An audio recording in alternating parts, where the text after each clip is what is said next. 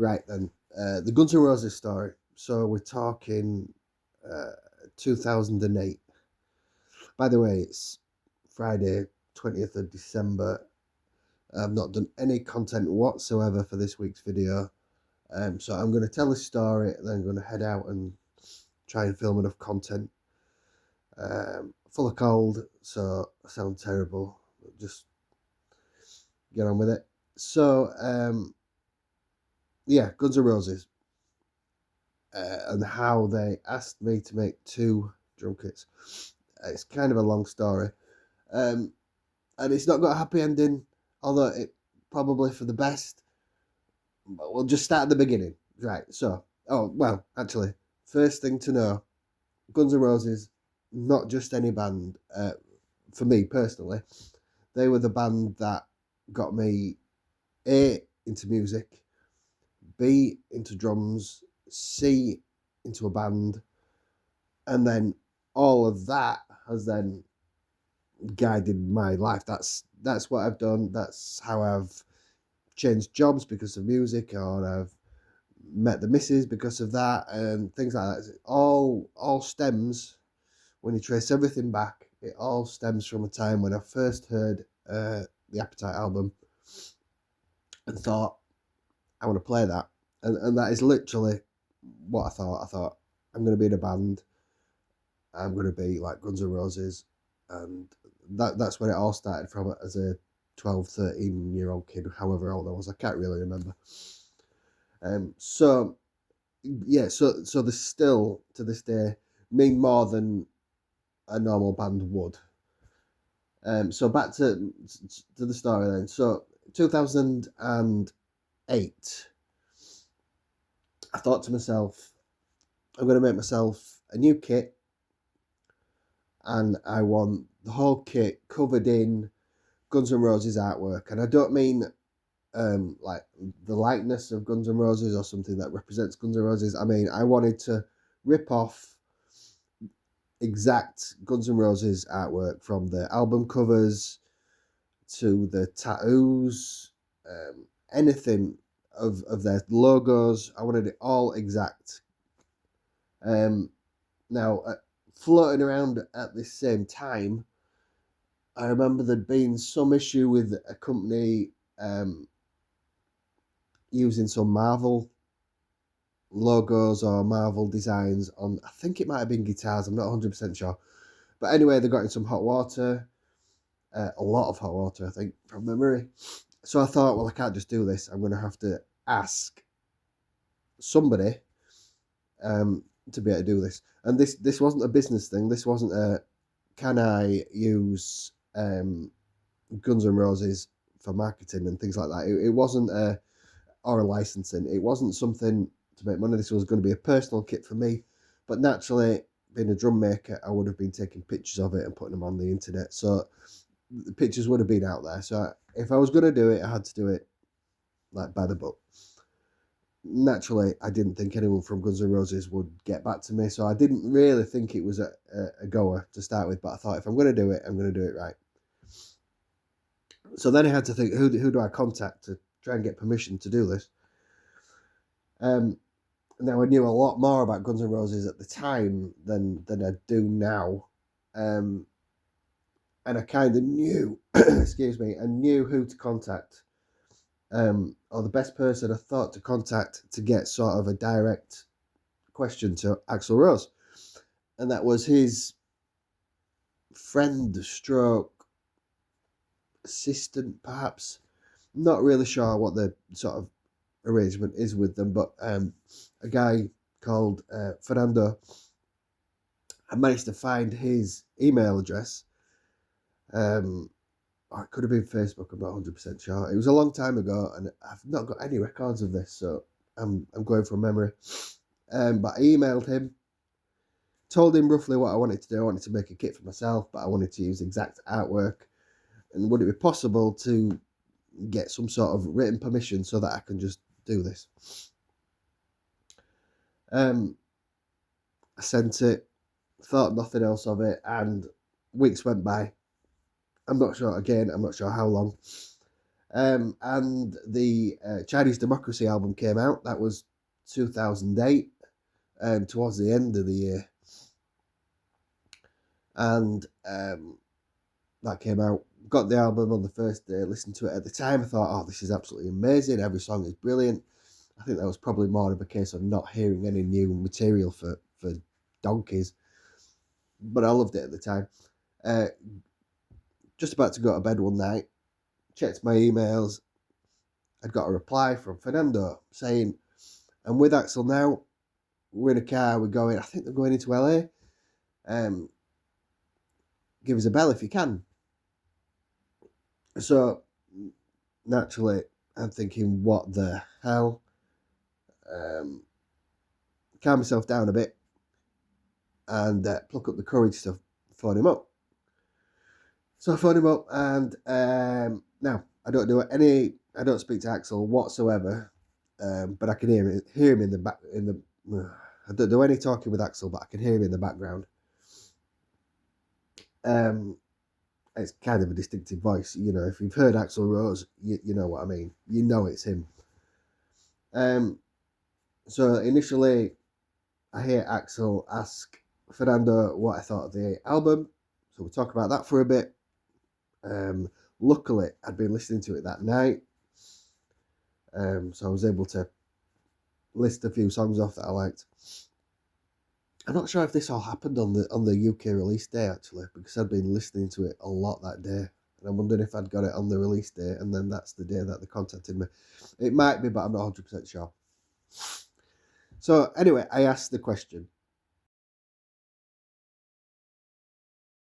He never actually gives me an answer, yes or no, on whether I can make one for myself. But out of the blue, he says, oh, could you make one for the upcoming World Tour, Chinese Democracy World Tour?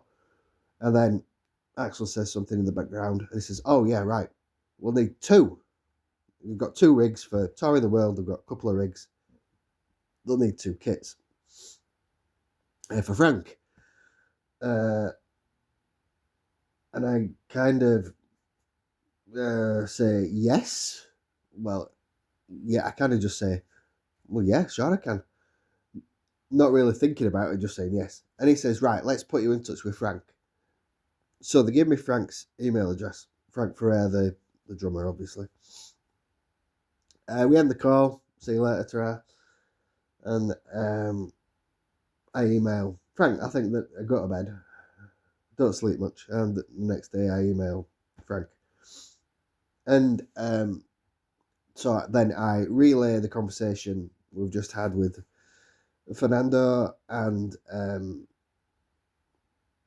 have a brief email chat back and forth with Frank.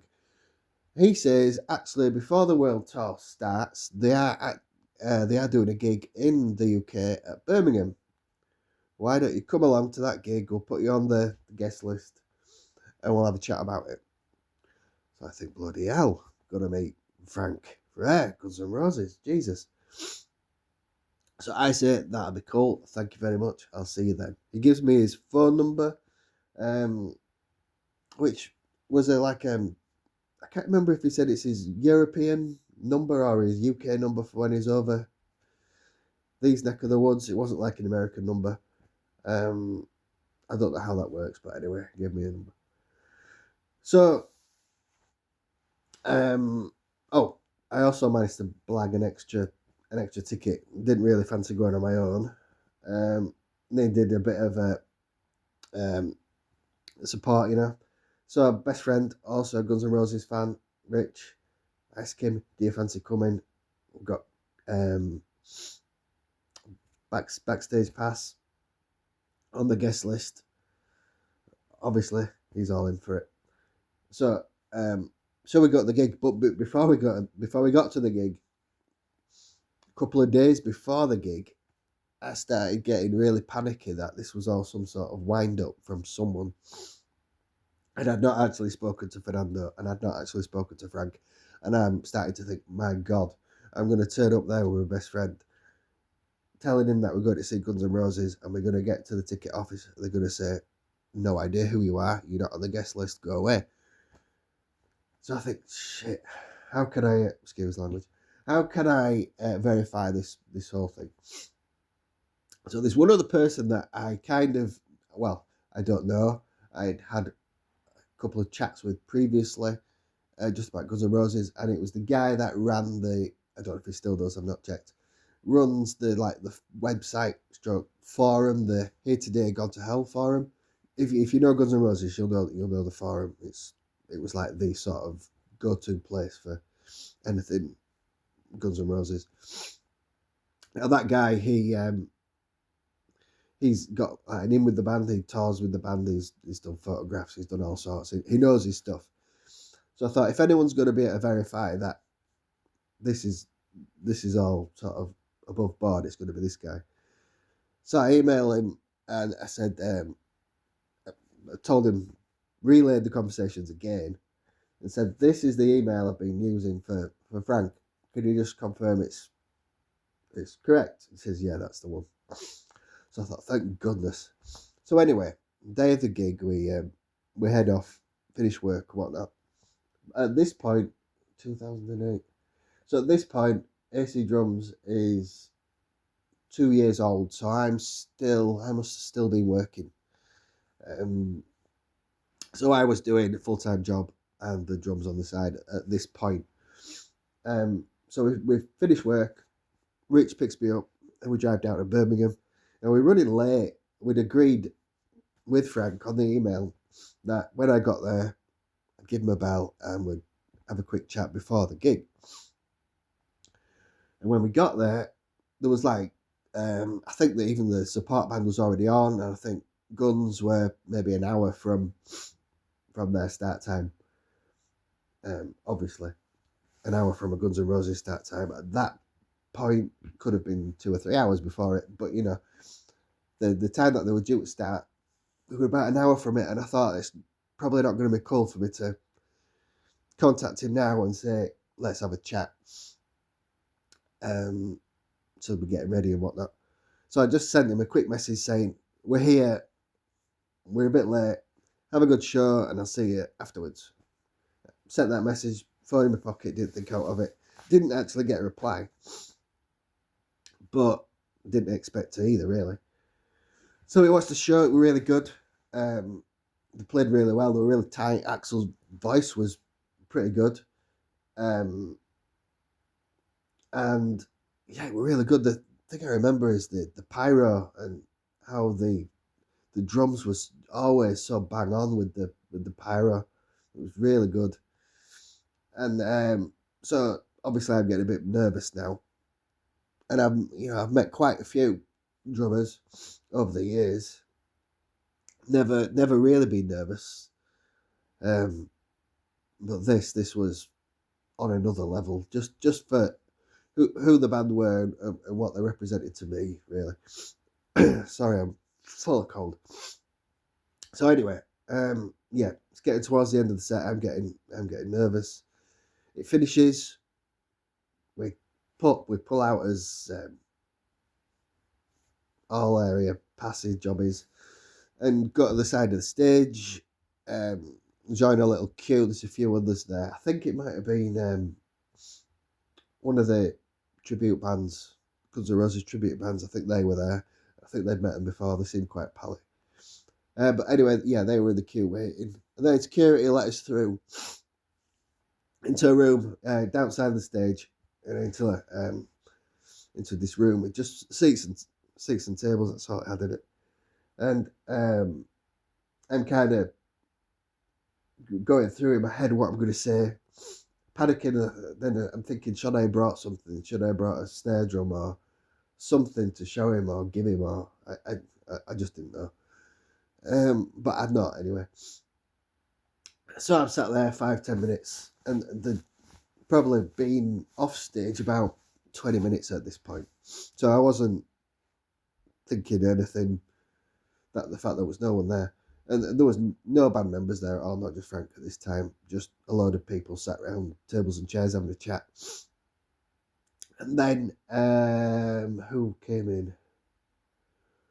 Ron Tal, I think that's how you pronounce it. Forgive me if it's not correct. Bumblefoot, I think he goes by. He came out looking as cool as ever, chatting, headed straight to this group that I think were the Guns N' Roses tribute. I think it is. So it looked like they'd met before. It was very nice and pleasant and chatty. Me and Rich were still just sat at a table, still very nervous, thinking, oh my God, Frank's going to be here any minute.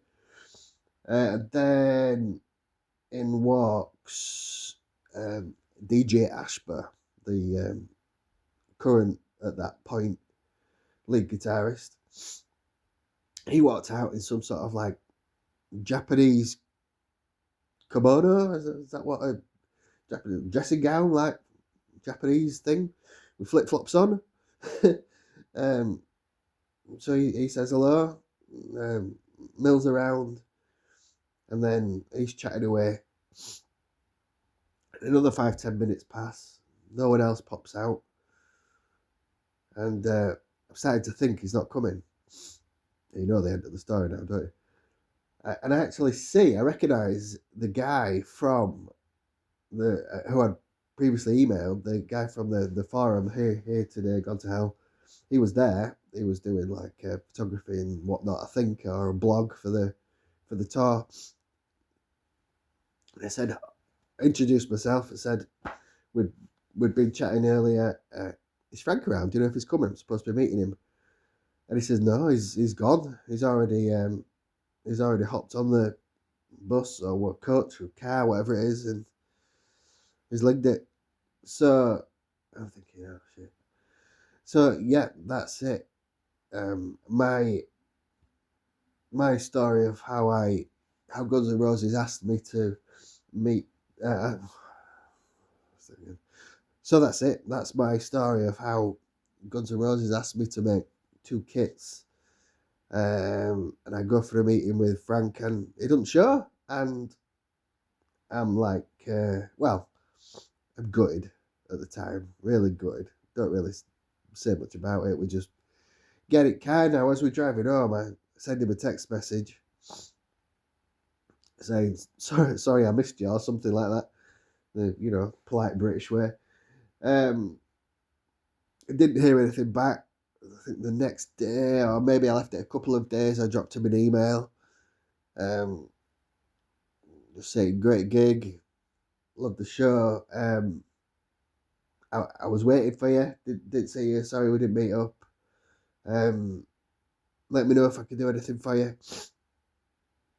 And yeah, I didn't get a reply to that either. So to this day, however many years later, I have no idea why he didn't show.